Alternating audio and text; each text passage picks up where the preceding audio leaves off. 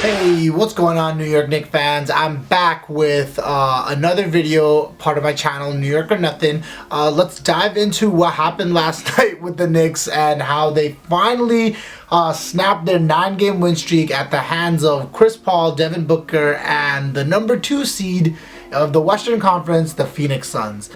You know, I had to bring out the Henny hat today because I gotta drink my pain away from that loss last night. I'm just fucking with y'all. It's not that bad of a loss. I don't know why Knicks fans are all over the timeline, like bugging out, snapping, losing their mind over a loss to the number 2 team in the whole NBA. Before we dive into what happened in the game, let's talk a little bit about the tiers of teams in the NBA. There's your, like, you know, obvious tier 1 type of teams where, you know, you got the Lakers, the Nets, basically any team with 2 all-stars or even 1 superstar on their roster. Then we move on to like the tier 2 level teams, maybe 1 all-star and a solid supporting cast, but you know, obviously not contending for a championship, where those tier 1 teams have a chance, have a crack at the championship. Third tier level team would be teams like OKC that have some talent there, have some pieces there, but not necessarily anything to even complete for playoffs. And then we go into like the lowest level teams, where we have like teams that are at the bottom of the standings, don't really have much of a future, we don't really know what's going on. And I really want to highlight that the Knicks have literally pulled themselves from the bootstraps with obviously Tom Thibodeau, a great regime, but as a franchise pulled themselves from that 4th tier all the way up to a 2nd tier right now. So this progression has been amazing. You know, I really want Knicks fans to appreciate and cherish this season for what it is.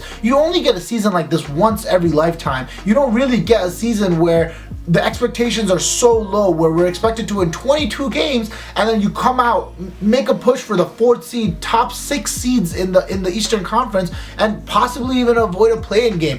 If you go through the transition from the Knicks being there all the way here to the 2nd tier within 1 season, you should be very appreciative of what we did. I know it feels good, the Knicks being here at the 2nd tier, and you want to see them. I get it, like this could have been a statement win. This could have been the win that's like, yes, the Knicks team are there. We are the team that's gonna, you know, beat these contending teams. We could compete with these teams, but I hate to break it to you, we're clearly not there. We have 1 all-star in Randall, all NBA caliber player. We have a 20-year-old RJ Barrett, a budding player, and like, you know, in general, the Knicks just, they aren't there. Yes, we are able to compete in every single game we play. That's part of growth. That's part of the process. That's part of culture. Showing that we're a hard-nosed team that's not gonna, you know, give up. I love that part of our team. But we've shown through the season, playing teams like the Nets, getting swept by them for the season, although we were close.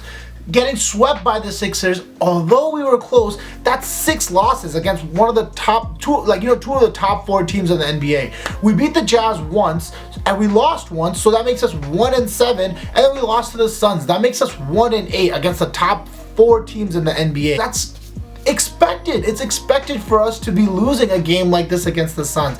Does that mean that that's like a loser mentality? Does that mean that, you know, we should just like be happy? No, but we should appreciate what's happened thus far in the season. In the beginning of the season, we had no expectations for playoffs. Most Knicks fans who had a pulse on the team had an idea that if we could possibly make in the play-in game or be on the outside looking in the play-in game, that would be great for our culture. It's a slow and steady race, but you know, we would be making the steps towards being somewhere, especially with this okay roster. Don't sit here and pretend like our roster is some elite roster just because Tibbs is getting the most out of our roster.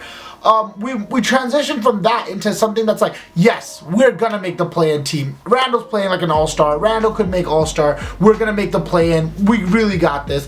To like, I remember even last week, that 2nd Toronto game we had of the season, if we lost that game, it's very likely that we probably stay within that play-in area. We would probably stay within those, you know, 7 to 10 seeds. But the Knicks came out, won 9 in a row to push us and propel us to that 4th seed. So we're going from the expectation of being in the play-in game to being in the playoff playoff contention. People are talking about us possibly winning a first round. We would have been happy with just making the play-in and just competing and being here. So I get it. It's heartbreaking. Nobody wants to lose a game where we're up 15. If they came out slow and lethargic towards the beginning and didn't seem like they had any drive, I'd be a little bit more upset. But we started the game by blowing it open. But, nowadays in the NBA, a 15-point lead doesn't mean what it used to mean.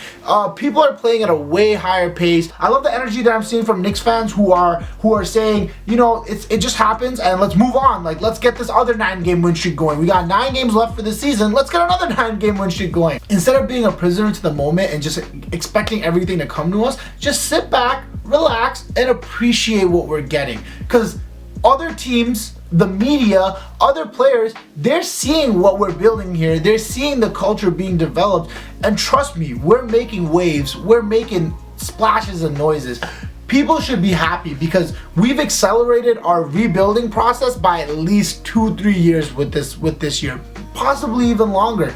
We literally are going from like 11th, 12th in the East to like 4th seed right now, winning games that we should be winning against the tier teams that we're playing against, like tier 2 teams like the Hawks. We're beating them. We beat a tier 2 team like the Celtics, who also have 2 all-stars on their team. Like, we're not being blown out of the water by these teams. We're in most of these games, and let's continue going. Let's enjoy this roller coaster of a season. The Chicago Bulls are the next game up, and with Zach LaVine being out, with the whole team just not clicking, I think it's a great opportunity for the Knicks to get right back on track. I really think that if we can win the next 3 in a row, the West Coast schedule already has a little bit of a cushion because of this 9-game win streak, but winning another 3 would be a really great cushion for the Knicks. Before I go, I just want to remind you guys, the longest win streaks of this NBA season were from the Utah Jazz, who are the #1 seed in the whole NBA, and the New York Knicks.